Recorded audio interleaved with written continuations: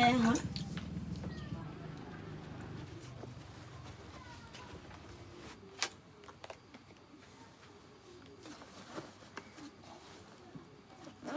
Kadang ni kayak beroi ni. Gol kus kok ya kok ya.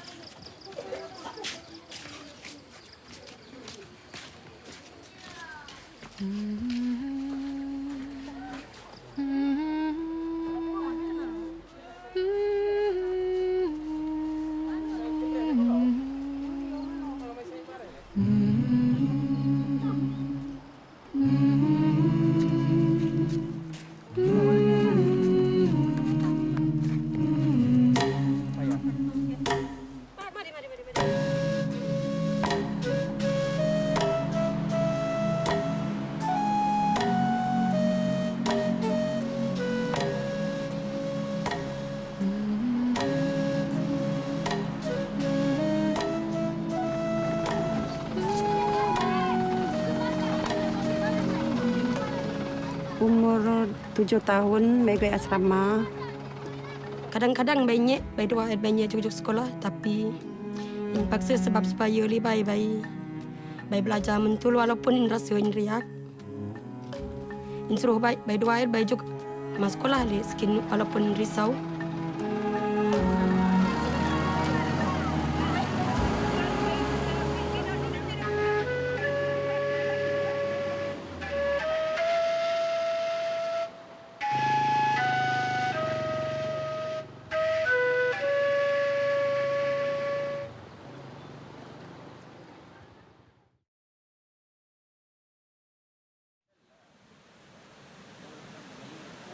Cik adalah seorang hik ke Malaysia. Kebanyakan seorang hik ada jika ikut pendalaman dan kebanyakan sekolahnya daripada kampung. Kena menek nai, nai hot kena nai berpendidikan. Jadi nai berkorban, nai ngeng kena nai juga nak asrama walaupun nyak Julina sendiri.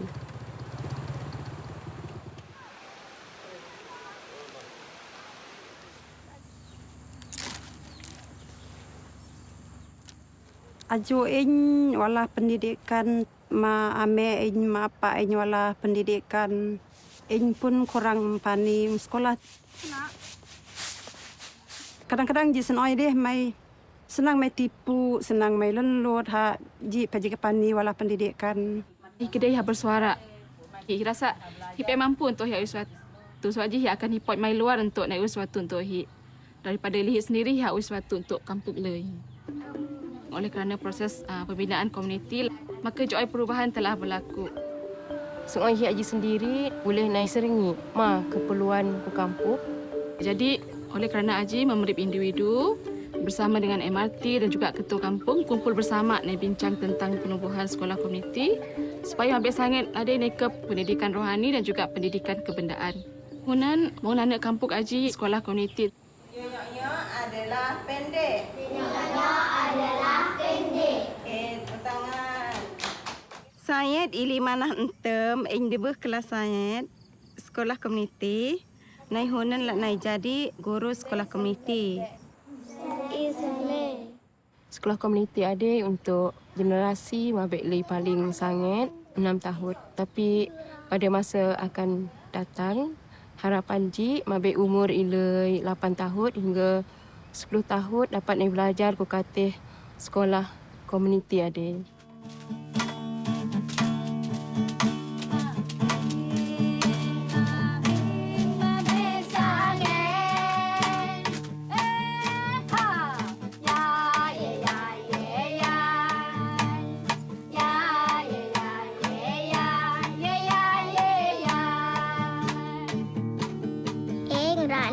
Jadi doktor. Eng ha jadi mereka baju semua hit. Eng ha berkhidmat ajar membek saya.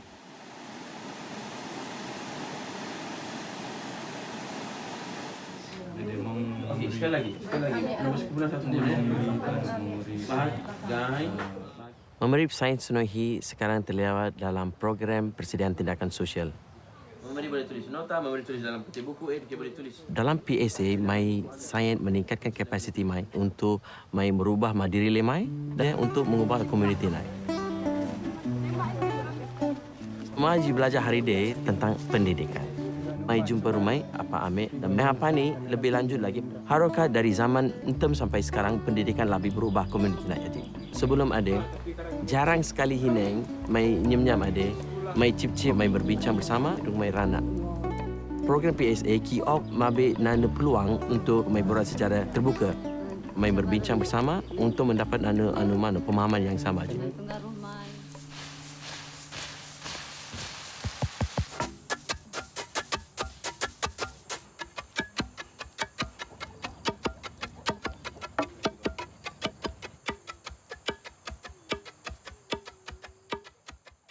Mentem, kedua Haji kurang lagi bersuara.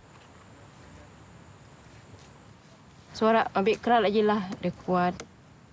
Dan ambil kedua adik naik ku belakang. Lepas ini juga naik ni kedai dah horok ni haui. Pilihan ku kata kehidupan nak.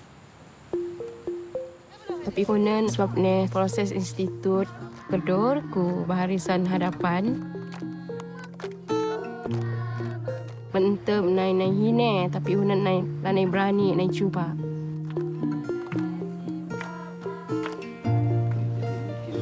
Dan hine juga unan suara kedor juga lagi lah sama. Bukan setakat di jelas.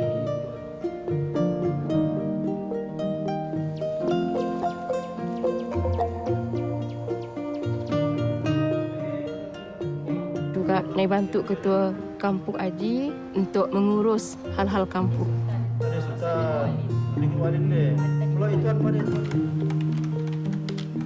Dari segi hal-hal pentadbiran, naik bantu dari segi surat menyurat. Dan orang ni hakui kerja Haji secara sistematik. Daripada Haji juga, ketua kampung Haji dapat kisah ringgit secara seluruh.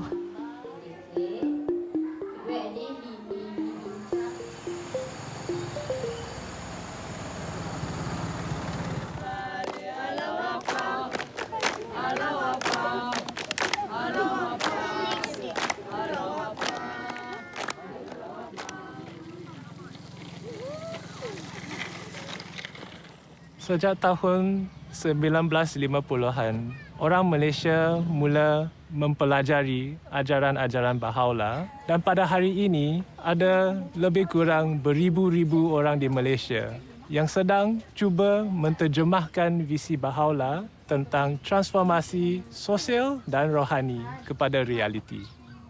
Dan perubahan yang kita melihat ini ia dimulakan oleh penduduk tempatan mereka tersendiri.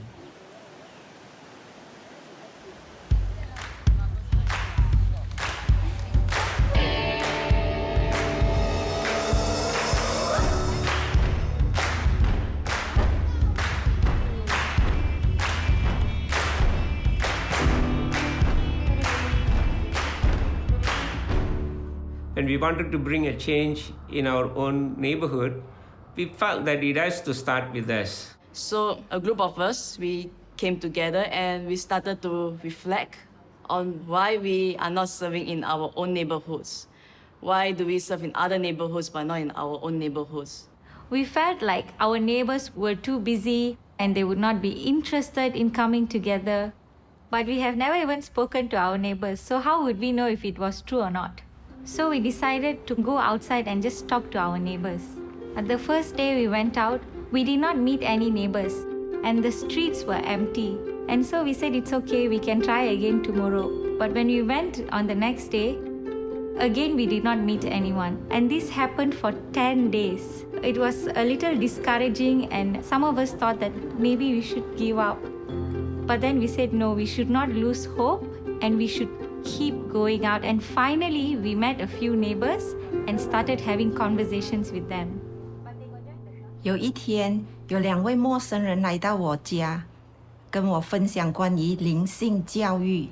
他们就讲要邀请我家的小孩参加儿童班和青少年班。我就想到我的女儿时常放学回到家就爬到楼上，然后看电话，很少出来跟别人互动啊。我知道这个是一个很不好的现象，我就想到哇，灵性教育的确可以帮助到他。我放学一回到家，就直接进我的房间里面，然后很少跟我的父母沟通，尤其是我的妈妈。我基本上呢是属于那种零沟通、零交流，然后就是很少会表达我自己的内心的一个人。我第一次去我邻居家参加青少年小组的时候，我是非常抗拒的。我在那里，我对全部人都不认识，然后我也很抗拒，因为我的妈妈，所以她就叫我去参加这个小组。在这边，我交流了很多那些新的邻居啦，也表达了很多我自己的想法。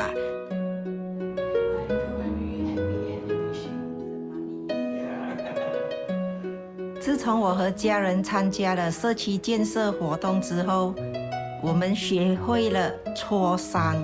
我看到了孩子们比较善于表达他们的意见，也比较乐意跟我们分享他们的内心世界，这让我们拉近了彼此的感情。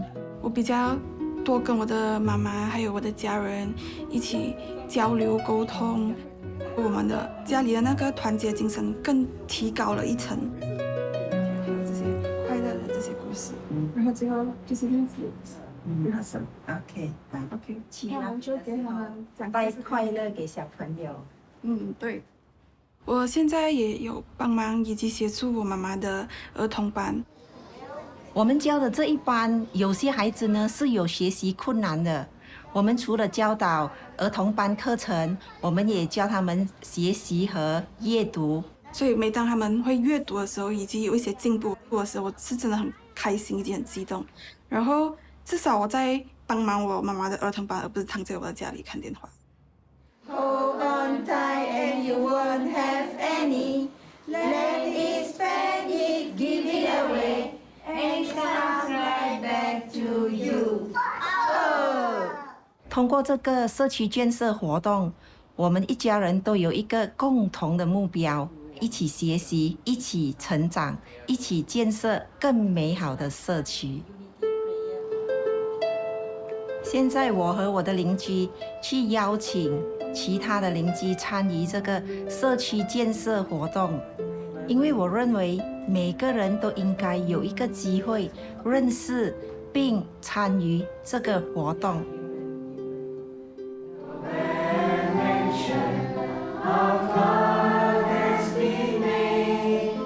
通过这个邻里区的祈福会呢，我就认识更多的我的邻居。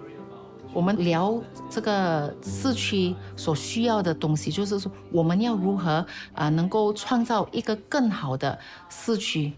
参加了邻里区祈福会过后，我和我的先生，我们都发现到我们自己也能够举办在我们的家一个祈福会。上帝啊，指引我，保护我。之前呢，我们的家庭呢没有一起祈祷的，可是我的舅舅啊，我的阿姨，他们是信仰巴哈伊的，所以已经有很多年了。他们会邀请我过去他们的家，然后我们吃了饭过后，我们就一起祈祷。但我没有想过我自己也会有一天主动祈祷。那现在我发现到，因为我们有这个祈祷的习惯，每一天我们一家人一起祈祷，变得我们的家庭变得更加融合，更加平静。觉得好像有一点黏这样子哎，平常怎么是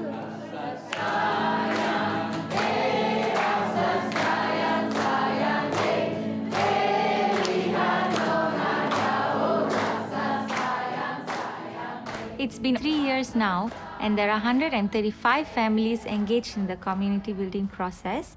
How we organize ourselves is by having groups of families. So each group of families, they pray together, plan service projects together, and they even have outings together.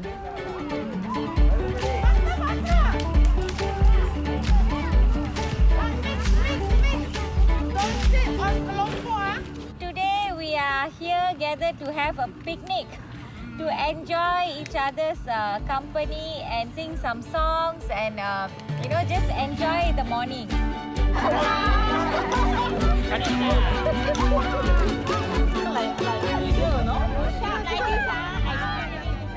Sebagai ahli majlis, saya berasa bangga dapat bekerjasama dengan Bahai Community. Saya mendapati Bahai Community yang menyediakan platform kepada penduduk setempat untuk berkumpul, mengeratkan hubungan dan mewujudkan semangat kejiranan.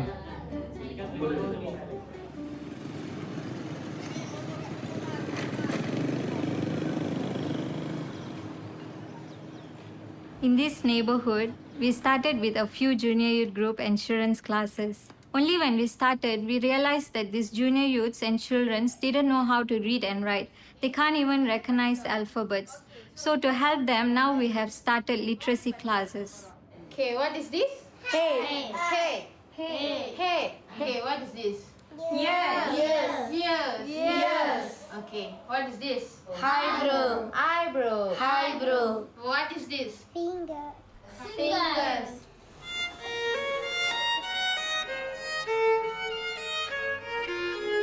The service project the junior youths decided to do was to pray with their families every day.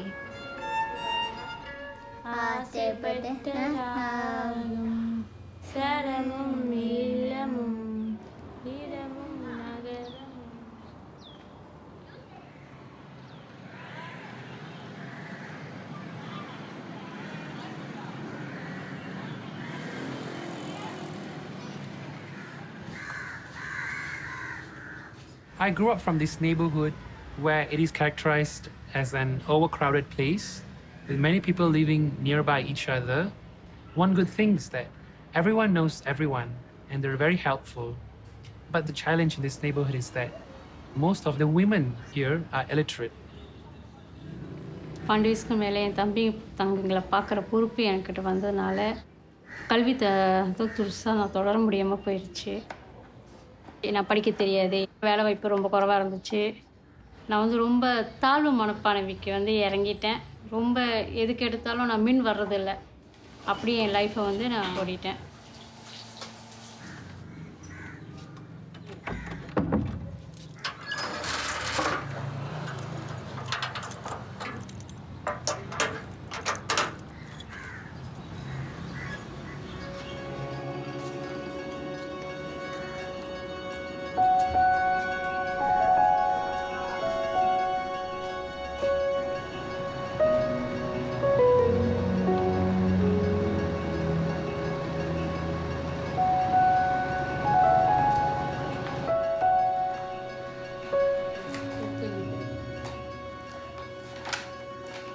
ஒரு அம்மாவாக இருந்து என் பிள்ளைக்கு வீட்டு பாடம் சொல்லிக் கொடுக்க முடியல. என் குழந்தை என்கிட்ட நிறைய கேள்வி கேட்குறப்ப என்னால் எனக்கு பதில் சொல்ல தெரியல. ரொம்ப கஷ்டப்பட்டேன். அது நான் மற்றவங்ககிட்ட கேட்குறதுக்கும் வெக்கப்பட்டுக்கிட்டு கேட்கவும் இல்லாமல் என் பிள்ளையை நான் எப்படி வளர்க்க போகிறேன்ற ஒரு எதிர்பார்ப்பு எனக்கு ரொம்ப அதிகமாக இருந்துச்சு. என்னோடய பக்கத்து வீட்டுக்காரங்க என்னை இந்த ரோகி புக் படிக்க சொல்லி என்னை கூப்பிட்டாங்க. எனக்கு படிக்க தெரியாத ஒரு விஷயத்தினால நான் எனக்கு தெரியாது, எனக்கு வேணான்னு அவங்ககிட்ட சொல்லிட்டேன். அவங்க திருப்பி படிக்க தெரியலனா பரவாயில்ல, நீங்கள் பாருங்கள். இந்த ரூகி புக்குனால எழுத படிக்க நான் கற்றுக்கிட்டேன். எனக்கு நான் சோர்ந்து போகிறப்பெல்லாம் என்னை தட்டி எழுப்புகிற ஒரு அப்துல் பஹார் ரைட்டிங்ஸ் தான் எனக்கு நினப்பு வரும். எதுக்காக நீ படிக்கப்பட்டாயோ அந்த நிலைக்கு நீ உயிர்வாய்க. எனக்கு அந்த துணிச்சல் வந்துச்சு. நான் துணிஞ்சு பேச ஆரம்பித்தேன்.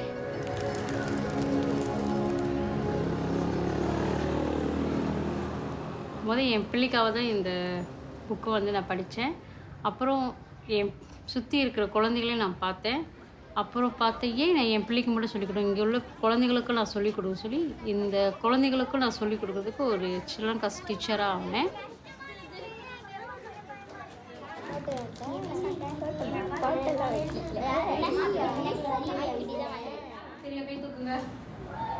நீங்க சொல்லுங்க. Justice. Okay, justice. Unity. Unity. நான் ஒரு ATCN மெம்பராகவும் இருக்கேன். அண்டை வீட்டாட்ட போயிட்டு நாங்கள் கலந்துரையாடி அவங்க கூட ஒரு கூட்டு பிரார்த்தனை வச்சு அவங்களுக்கு கூட ஒரு சந்தோஷமான ஒரு சூழ்நிலையை நான் வந்து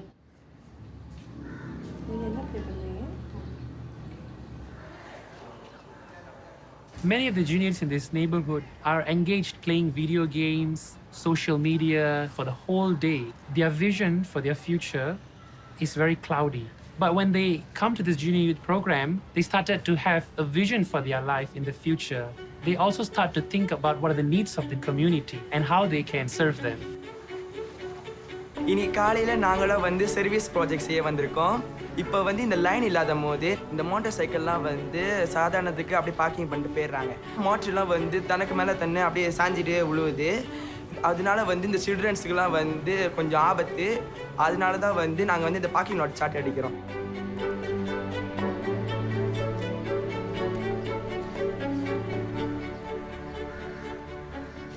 Many of the junior youths here, they neglect their studies. So since I have a junior youth group, I'm helping them to focus on their academic studies because we would like to raise junior youths who are both academically and spiritually progressed.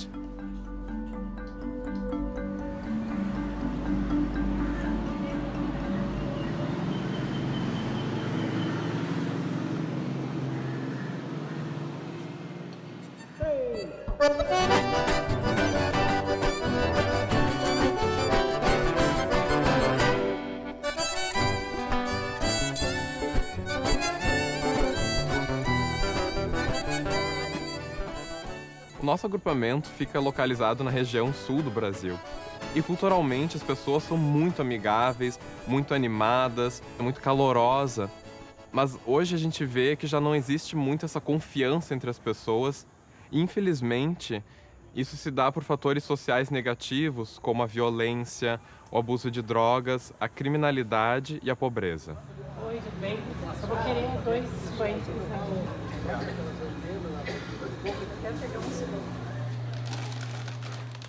Antes o pessoal se assustava à noite, agora é dia e noite. Os mercados têm grades nas portas justamente para se proteger. As famílias estão assustadas com o grau de violência que está ocorrendo, preferem se fechar nas suas casas e a insegurança começa realmente a gerar o isolamento. Vai a volta da pronta, parou por aí. Tá, e daqui tudo que me Alguns anos atrás, um grupo de amigos começou a se reunir todos os dias aqui na vizinhança. A gente orava, a gente consultava, a gente planejava e então saía para visitar as famílias, conhecer os moradores da nossa vizinhança, quem são os nossos vizinhos.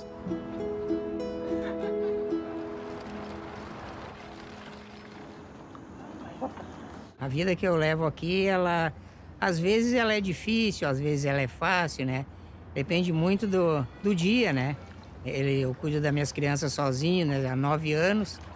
E às vezes vêm os amigos aqui também, ajudam, né? Aí eu reúno todas as minhas crianças e a gente ora todo mundo junto. E isso se torna um pouco mais tranquilo, né? Mas Ele é mais alto. Pode levar. Conforme a gente foi visitando as casas e conhecendo mais gente, descobri que todo mundo quer o bem, assim, pro nosso bairro. A gente percebeu que as visitas aos lares, elas são a base para a construção de comunidade. O nosso conceito de visita aos lares também começou a mudar, né, a se transformar. Porque antes a gente tinha muito essa ideia que a visita aos lares era uma coisa muito formal. A gente até pensava em qual tópico ia conversar, a gente tinha marcar com a pessoa que ia receber. Mas na realidade, a visita aos lares ela é uma coisa muito mais natural. A gente visita esses vizinhos com uma grande frequência. A gente acaba conversando sobre temas que envolvem as suas vidas. Então, as visitas aos lares, ela criou esse espírito de unidade e de amizade entre os amigos aqui da localidade. Todos foram convidados a fazer parte desse processo de transformação de comunidade. Eu tenho 14 anos e eu sou professora da aula de crianças.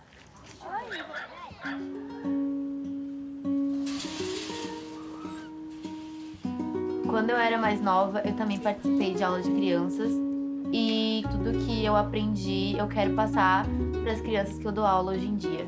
Eu vou explicar o jogo para vocês.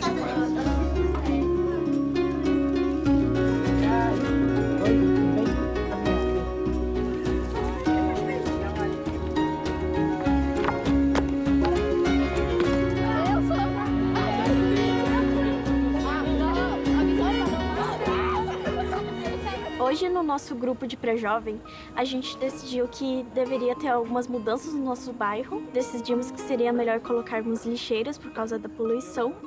E outra coisa que o nosso grupo decidiu foi em colocar luzes na vila, porque quando está de noite não dá para ver nada. Eu adoro que ele faça parte do projeto, porque ele mudou bastante. Tá, então são os avós. Antes ele não fazia nada em casa. Aí agora ele me ajuda a limpar a casa, ele me ajuda com a louça, ele me ajuda no geral. Ele aprendeu a orar, ele trouxe oração para dentro da casa da gente. Na família, é muito bom fazer oração. Vamos fazer oração, gente? Atualmente, quase todas as famílias do bairro têm uma reunião devocional na sua casa e isso mudou muito a atmosfera do bairro. Exterior com a luz matinal da tua graça. Antes, o bairro era tão perigoso que a gente não conseguia chamar um táxi aqui, porque eles tinham medo de vir aqui. Hoje em dia, nosso bairro é muito mais seguro, que ninguém mais tem medo de vir aqui.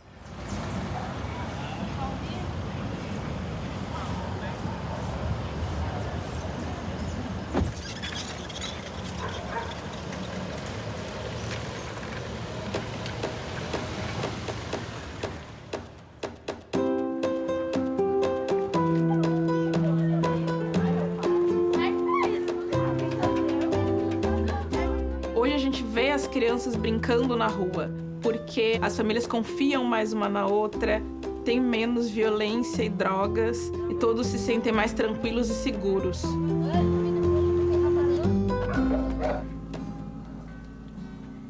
Descansando, certo? É que tem a Júlia, mas estava tudo certo e todo mundo... e ela queria passar maquiagem.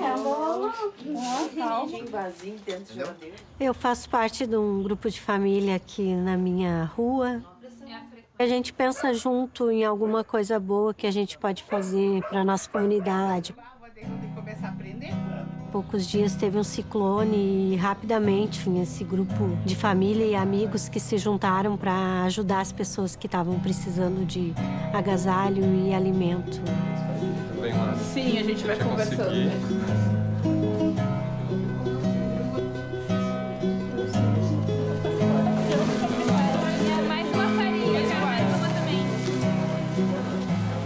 Estamos começando a ter vislumbres, né, desse poder que é liberado da construção de comunidade.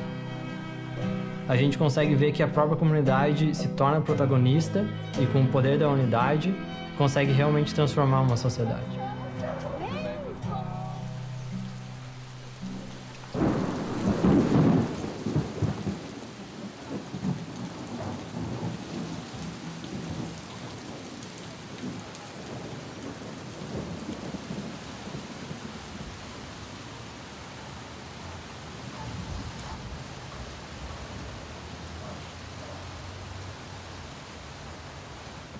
Muitos dos pré-jovens começam a trabalhar com uma idade muito nova.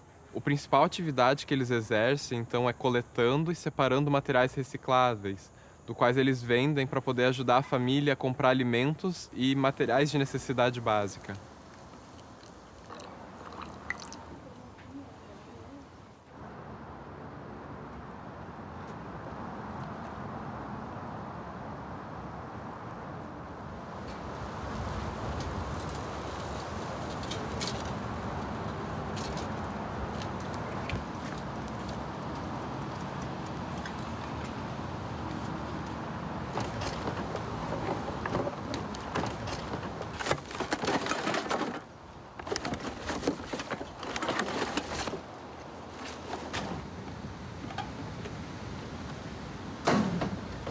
Eu tinha meus 6 anos, juntei material, reciclagem, ajudei minha mãe a botar dinheiro para dentro de casa e comida.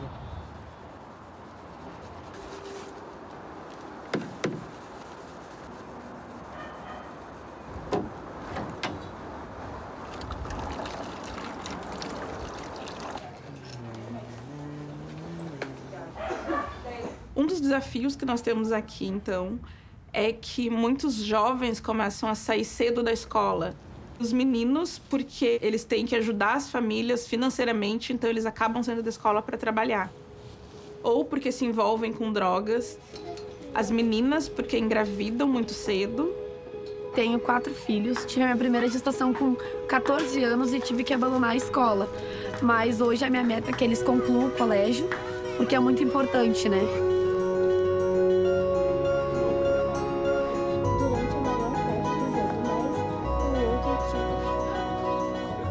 Quando eles começaram a participar do programa de pré-jovens, eles começaram a ter uma consciência maior da importância do ensino, de melhorar o mundo ou sobre o próprio futuro.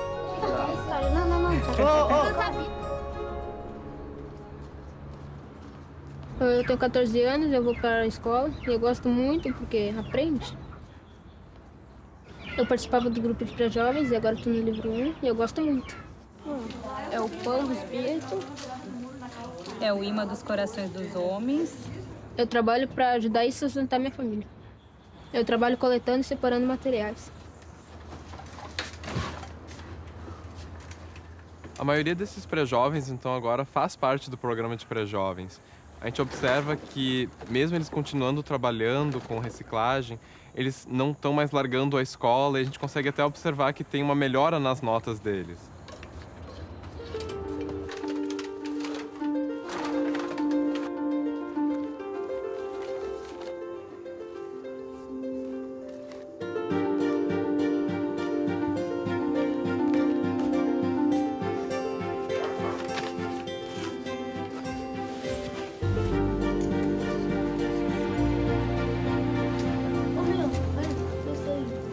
A gente vê animadores que ajudam os seus pré-jovens com os deveres de casa e algumas matérias que eles estão tendo dificuldades.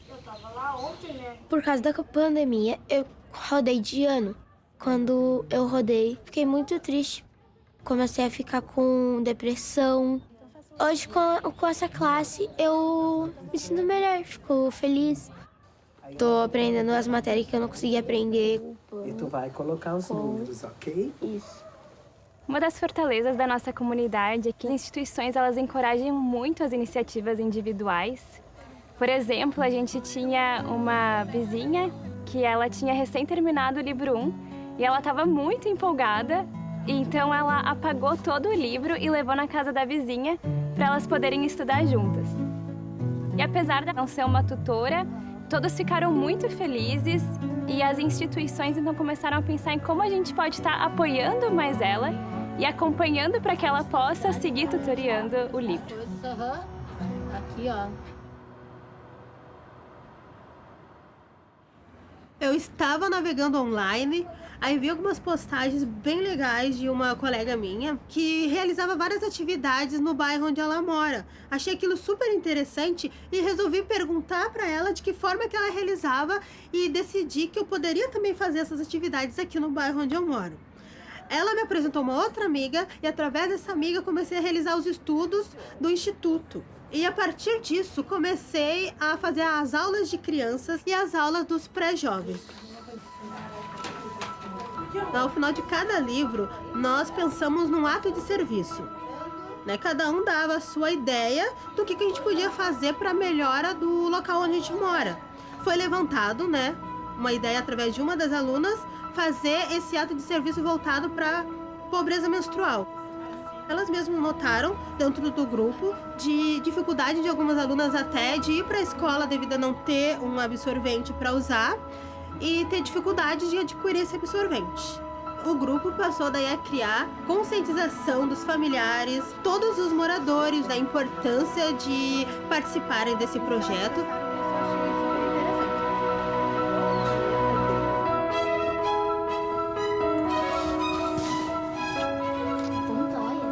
Criaram uma caixinha para coleta desses absorventes.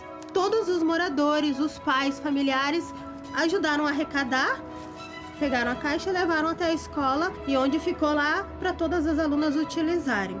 E hoje em dia uma aluna continua à frente desse projeto e assim nenhuma da aluna mais passou a faltar aula, por esse motivo.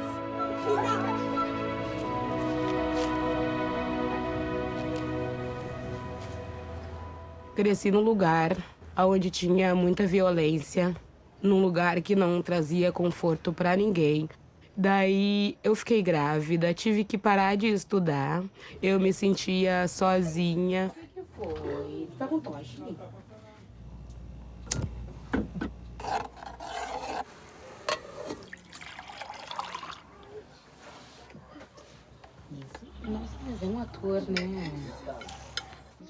E quando eu conheci a fé Bahá'í, eu encontrei que realmente ali estava o propósito que eu tanto procurava e que eu não sabia mais aonde encontrar.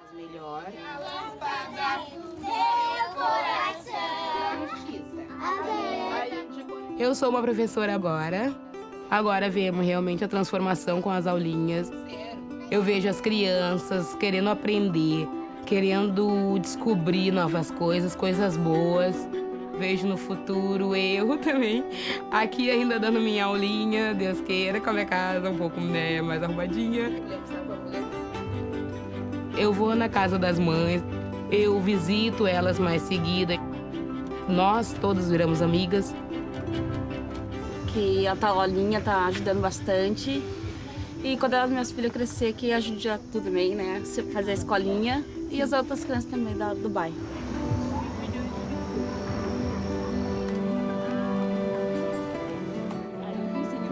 E aí o vizinho ouviu. Eu e as outras mães nos reunimos com frequência. Falamos sobre os filhos, falamos sobre oração, falamos sobre nossas vidas. A gente está se ajudando bastante, querendo realmente que dessa comunidade surja algo bom mesmo. É a revelação de Bahá'u'lláh que está realmente empoderando todos os amigos a poder fazer uma mudança espiritual, uma mudança social também no seu entorno.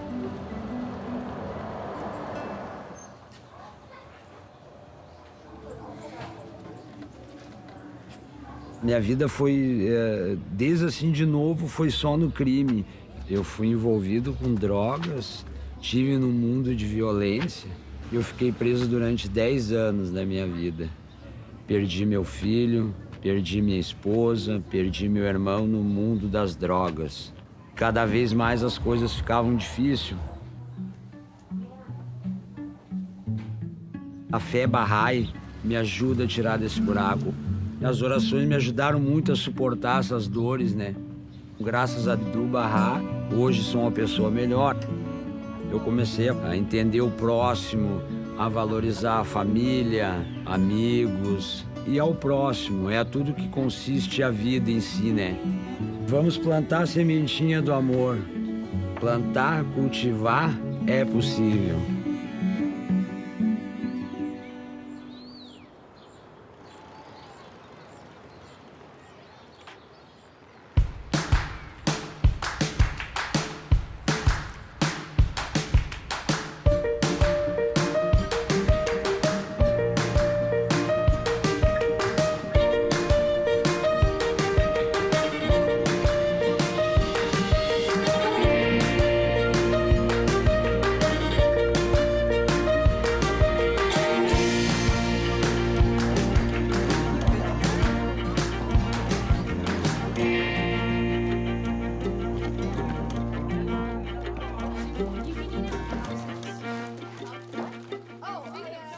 Many people don't have enough money to buy food and are hungry, so we decided to take action and help them out.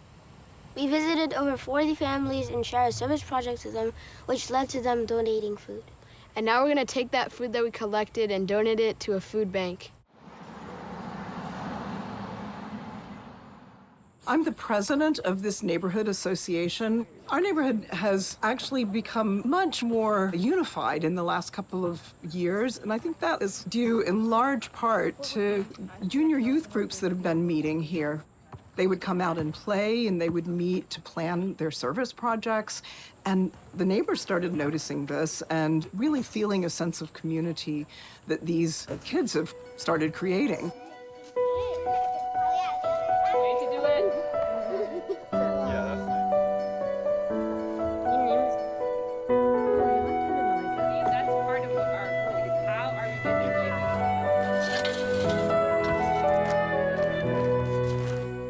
Today we're building a community garden as a service project for our junior youth group, and we're doing this to help connect the different members of our community together because we have like a gap between generations, between young children and older people, so we think it's a good way to unite and connect the neighbors.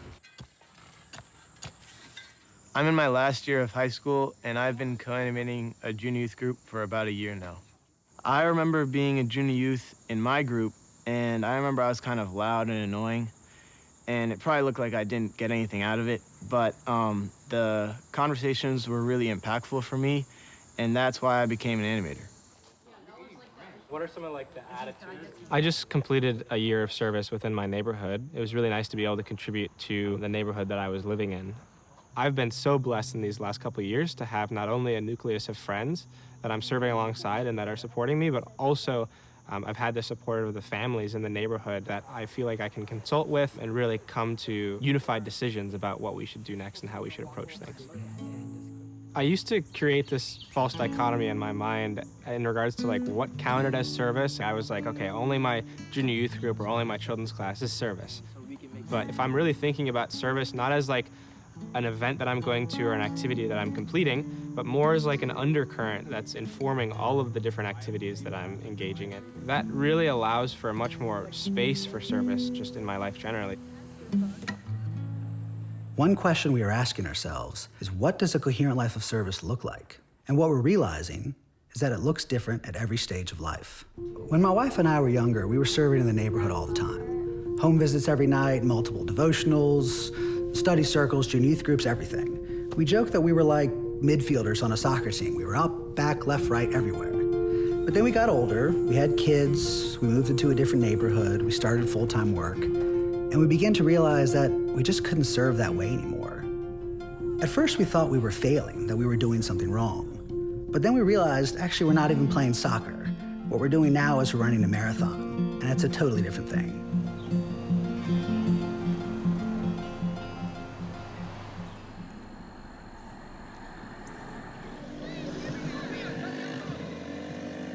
We're a group of friends and neighbors who come together on a regular basis to think about what are the needs of our community, how we can work together, how are we thinking about the well-being of everyone in the community.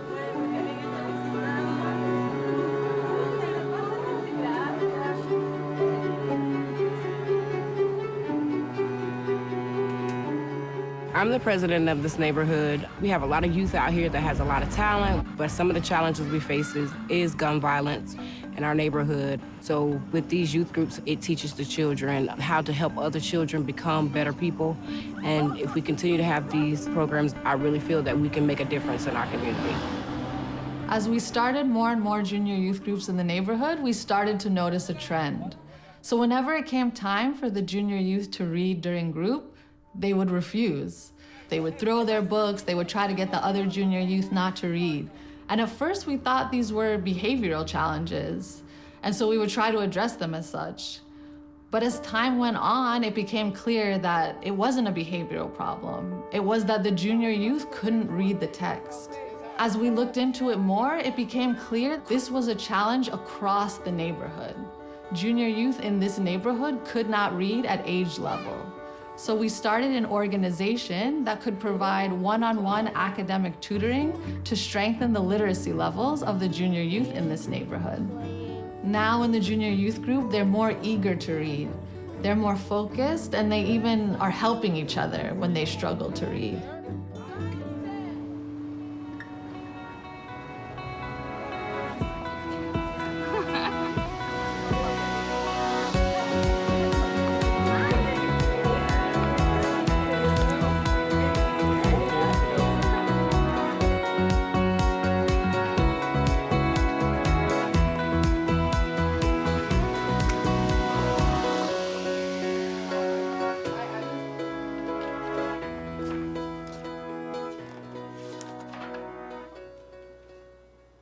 My roommate and I are both students, and we've been exploring ways to build community in our neighborhood.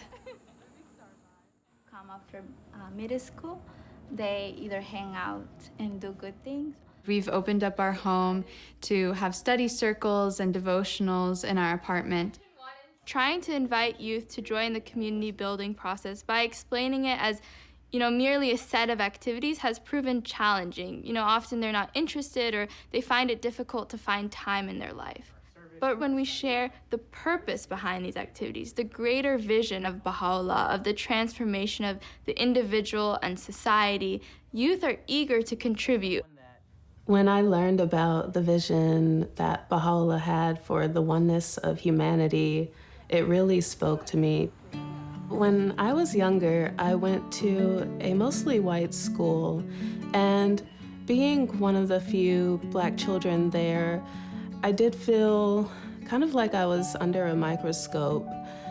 It feels almost as if you're representing your race. And during lunch, I felt a lot of anxiety. I didn't know who to sit with because Black kids were sitting on one side and white kids were sitting on the other. And I wanted to sit with both. One day, a family friend told my mom and I about the Baha'i religion, and she invited us to a devotional gathering. And when I arrived, I was just blown away. I saw so many different people of different religions, ethnicities, just coming together and singing together, talking together, and I just felt like I belonged. I'm serving as an animator in one of the neighborhoods. I really love talking with young people about these spiritual concepts and how they can bring that into their own lives.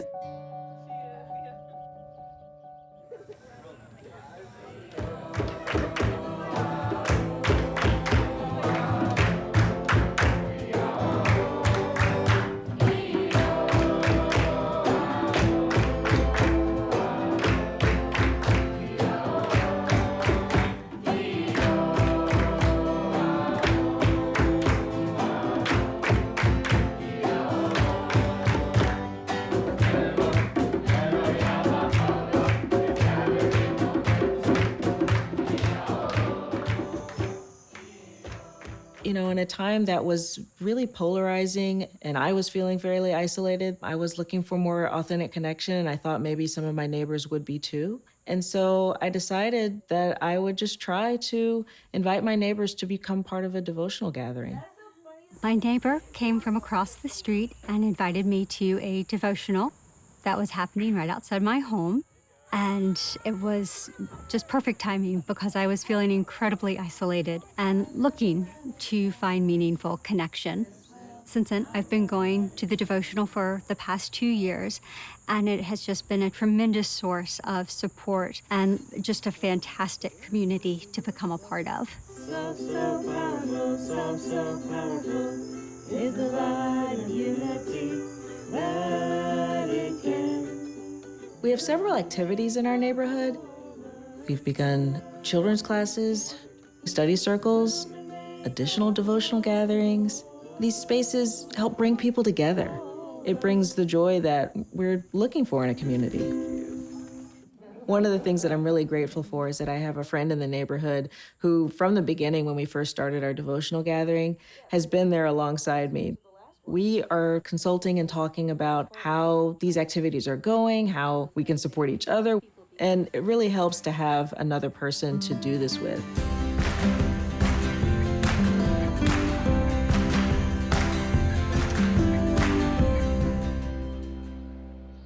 One day, a neighbor from down the street asked me if I would be interested in participating in a study circle. And my first reaction was, I don't have time for this because I'm super busy. And I even said that to her.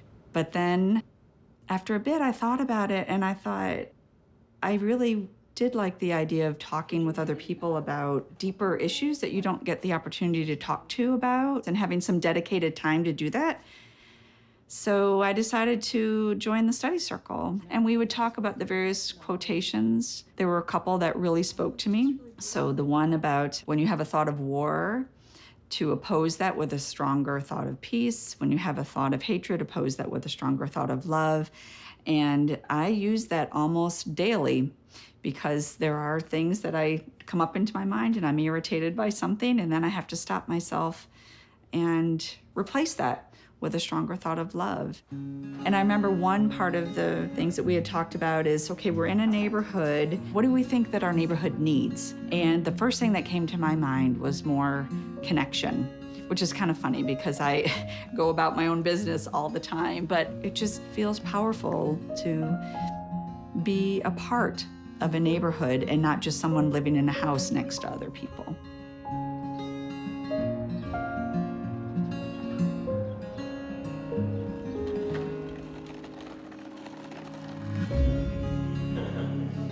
We are a group of families that come together on a regular basis to plan, reflect, and support each other in our community building activities. One of the spaces that we've created is called Meaningful Conversations. We invite others through both social media and through personal friendships. This is a space in which we read quotations around a given topic. We use these quotations to inspire an uplifting conversation.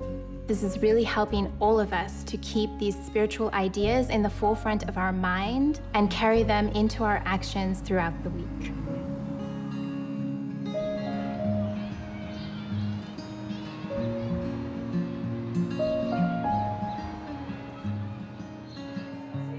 I believe that the Institute process brings people back to their basic identities of who they are and why they're here.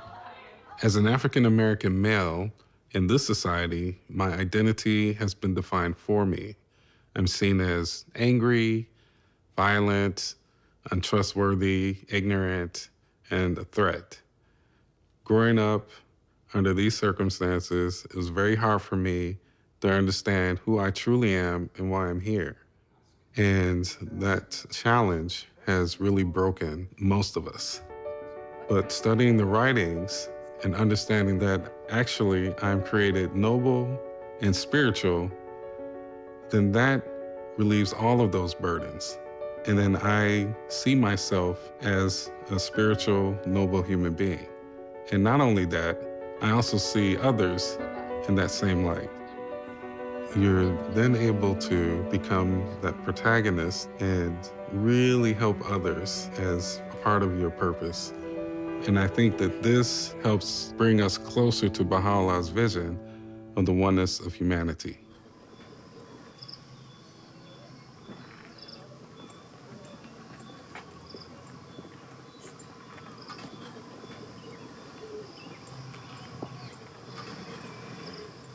Bye. Bye.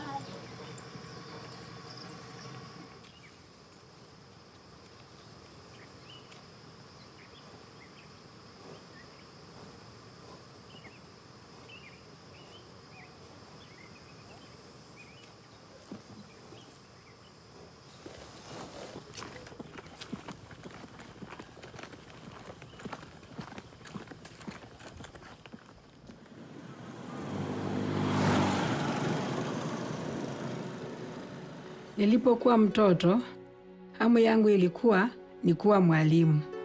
Lakini kijijini kwetu, wasichana walikuwa hawapelekwi shuleni kwa sababu watu hawakuwa na umuhimu wa sisi kuelimishwa.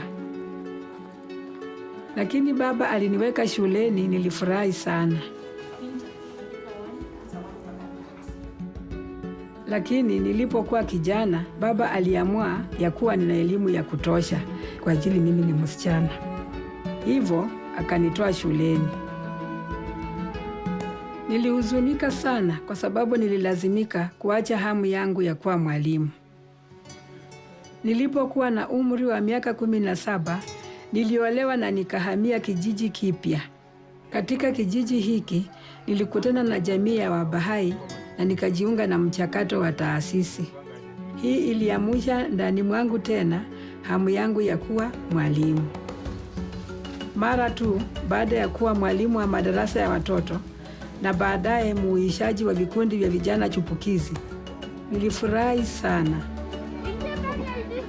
Lakini nilitambua kwamba watoto wengi katika kijiji hiki walikuwa hawaendi shuleni. Shule ya pekee ilikuwa mbali sana na wangelazimika kutembea kwa miguu saa 4 ili kufika huko.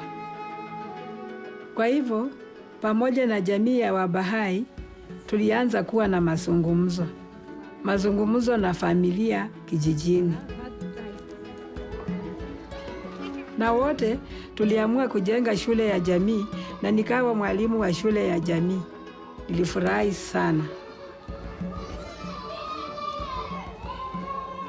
lakini shule ya jamii ni ya watoto wa miaka 5 na 6 pekee, na hatukuwa na rasilimali ya kuwa na madarasa ya juu. Hivyo, baada ya kutafakari na jamii, nilianzisha mazungumzo na utawala wa serikali. Niliwashawishi kujenga shule ya msingi kijijini kwetu na wakafanya hivyo. Na leo hii watoto huenda shuleni na hutembea kwa urahisi. Wengine wamemaliza university kwenye hiki kijiji.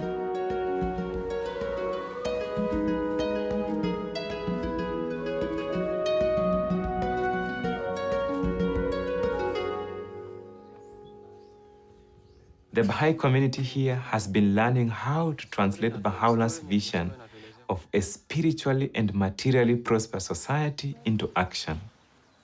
Through the Training Institute, we began to learn about the role of education in this endeavor. Wakati wa kuelekea shuleni, muende salama, ingia mbio, salimia walimu.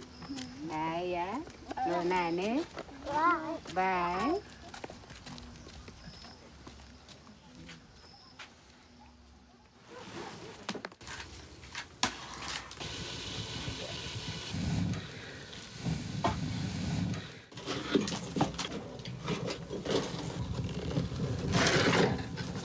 Mimi nilimaliza tu shule ya msingi. Tukaamini kwamba hakuna yoyote atakayeweza kumaliza shule ya upili. Mimi nina watoto 7 na mimi ni mzazi mmoja tu ninayewashughulikia. Ninatamani wapate elimu. Lakini nilikuwa na waziwazi ya kwamba hili halingeliwezekana. Miaka 10 iliyopita, watoto wangu walijiunga na madarasa na vikundi ya vijana chipukizi, na hili likanipa tumaini. Na kwa sasa watoto wangu wa kwanza 3 wako katika shule ya upili. Pia ni walimu wa madarasa ya watoto na uishaji wa vikundi ya vijana chipukizi. Moyo wangu una furaha kubwa. Wow, good. Can you clap for him?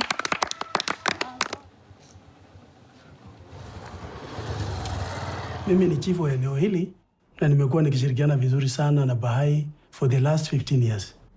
Hapo nyuma watoto wengi wangeweza kwenda shule. Na vijana wetu pia walijiingiza kwa mambo ya madawa za kulevya. Na vile tulikuwa na shida ya watoto wetu wasichana kupata mimba. Kwa hivyo maisha ikawa magumu sana. Tulianza kushauriana na Bahai community kuhusu watatusaidia namna gani mambo haya, kwa sababu hawa wako na uzoefu mkubwa sana wa kuembawa vijana wetu. Chief pamoja na wazee wa kijiji mara kwa mara hushauriana na baraza la kiroho la kijiji na kutafuta mwongozo kwa masuala yanayohusu maslahi ya jumuiya. When we raise our consciousness to begin to think about the transformation of the entire village, we began to think of how to involve everyone. And as a result of that, we began to move together as a whole.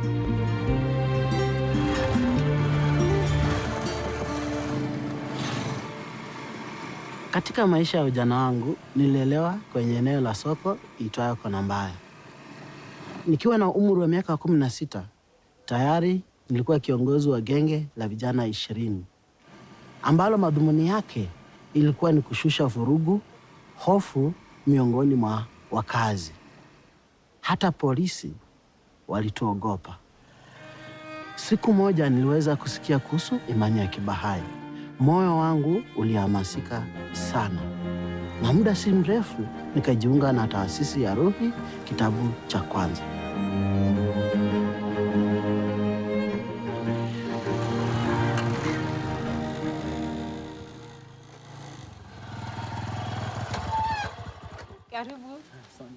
Leo hii mimi ni mrahisishaji wa ukuaji wa cluster na nawatembelea watu kijijini, kuwatia moyo na kuwasaidia kwenye juhudi zao za uandaaji wa mikutano ya ibada na ziara za majumbani.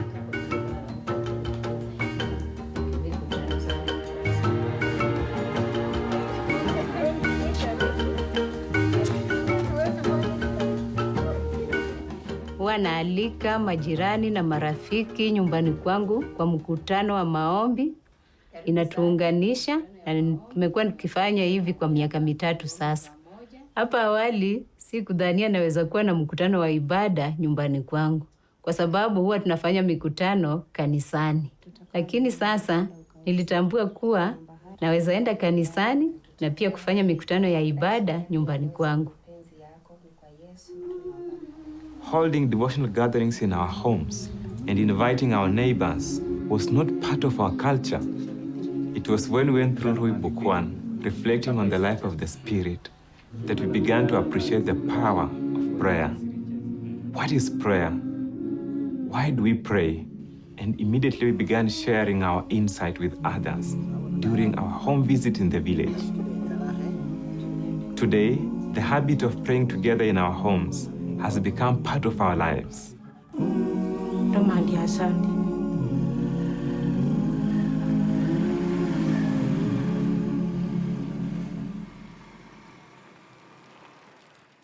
Traditionally in the past, men who are lazy, you'll often find them sitting under a tree, waiting for their wives to feed them, clean for them, take care of children, and work on the land. Men thought that women were weak creatures, but women did everything.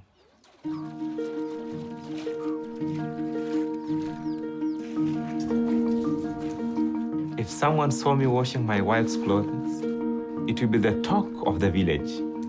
People would point fingers at me, saying, I'm not a man, that my wife controls me.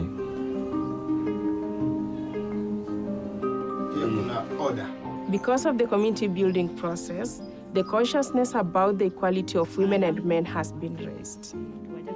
Many men are changing. They are taking an active role in household duties and are more involved in parenting and supporting their wives. Women are not only participating in the activities, they are at the forefront coordinating and leading. On our local speech assembly, the majority are women. At the level of the family, the wife and husband consult and make decisions together. These changes have helped our community to advance.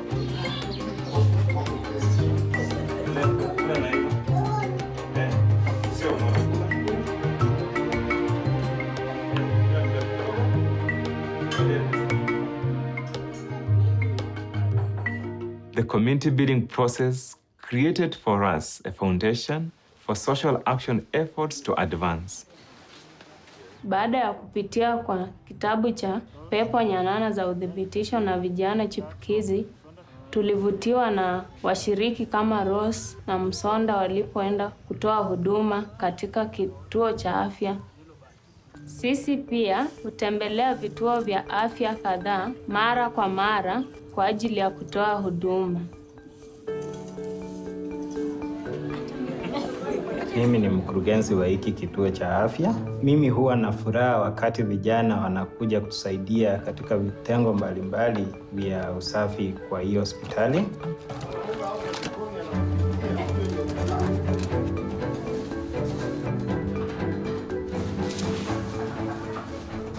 Na wanapomaliza huwa tunawapa mafunzo ya kiafya. Hao vijana huwa kama mabalozi wetu juu ya mambo ya afya huku kijijini. Ama ugonjwa wote ile.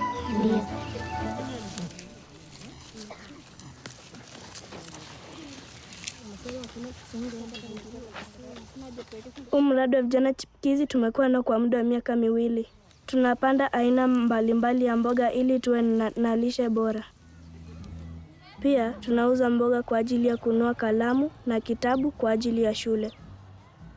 Na pia tunanunua mbegu na kupanda mboga zaidi.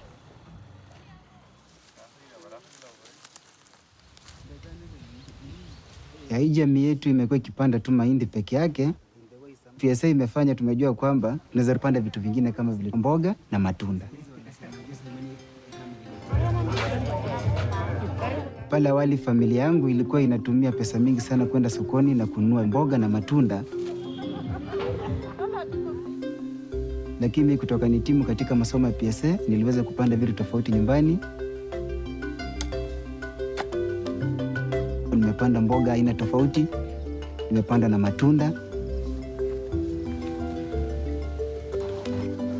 Sasa hizi familia tuhitaji kwenda sokoni kununua vitu. Sasa hizi wanahifadhi pesa na hizo pesa zinasaidia kufunza wale wadogo wangu. Sasa hizi familia yangu iko na furaha, mambo yote yanaendelea jinsi ambavyo yanafaa kuwa.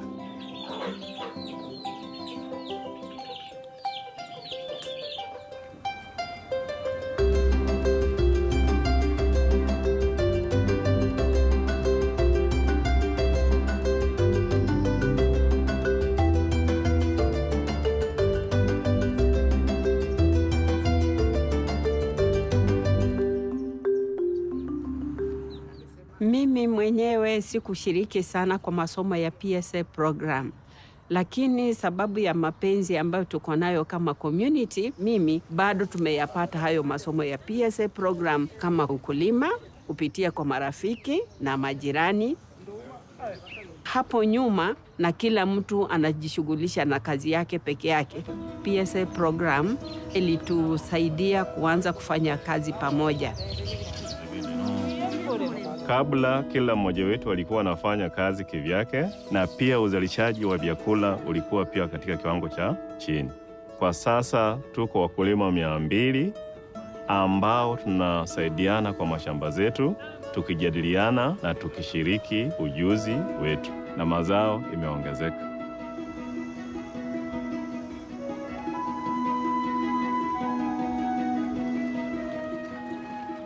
Worship and service have become the center of our lives, and we are so honored that the first local house of worship in Africa is here in Matunda soil. Kila mtu yoyote, kabila yoyote, kanisa lolote, kwenda nyumba ya ibada kwa ajili ya maombi. Tuseme ni ya community. Now with the house of worship, many families go and say prayers together very early in the morning before they go to their daily activities.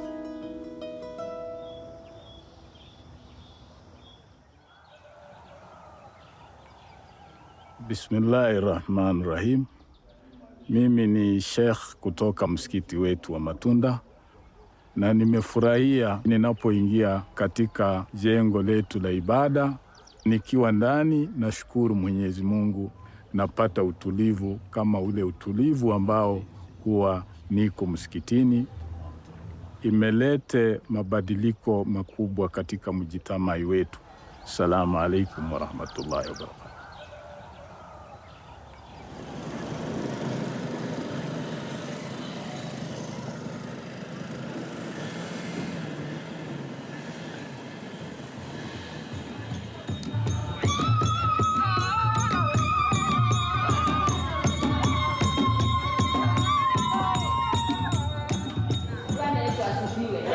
Katika kanisa langu, mimi ni katibu wa wanawake na waongoza na kuwashauri. Najihisi kuwa karibu sana na jamii ya Wabahai. Mimi huja kila siku kwenye nyumba ya ibada ili kusema sala zangu. Ni sehemu tulivu inayoleta utulivu moyoni mwangu. Naposikia sala kutoka kwenye dini mbalimbali, nafurahi sana, maana neno la Mungu linatuunganisha pamoja. Katika nyumba yangu, mimi huandaa mikutano na majirani zangu katika eneo langu.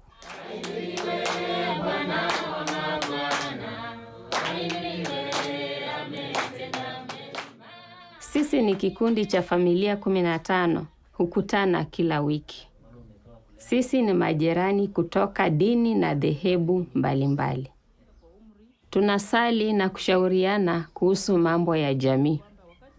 Kwa mfano, tunazungumzia tunawezaje kumsaidia kila mtoto kupokea elimu ya kiroho na ya kimwili. Tunafurahia mikutano hii kwa sababu tunajifunza mengi kutoka kwa kila mmoja na kusaidiana. Today, we no longer see each other as members of different religions, tribes, class, or gender. Because of the revelation of Baha'u'llah, we see each other as members of one community, recognizing that together we are the protagonists in creating a spiritually and materially prosperous society.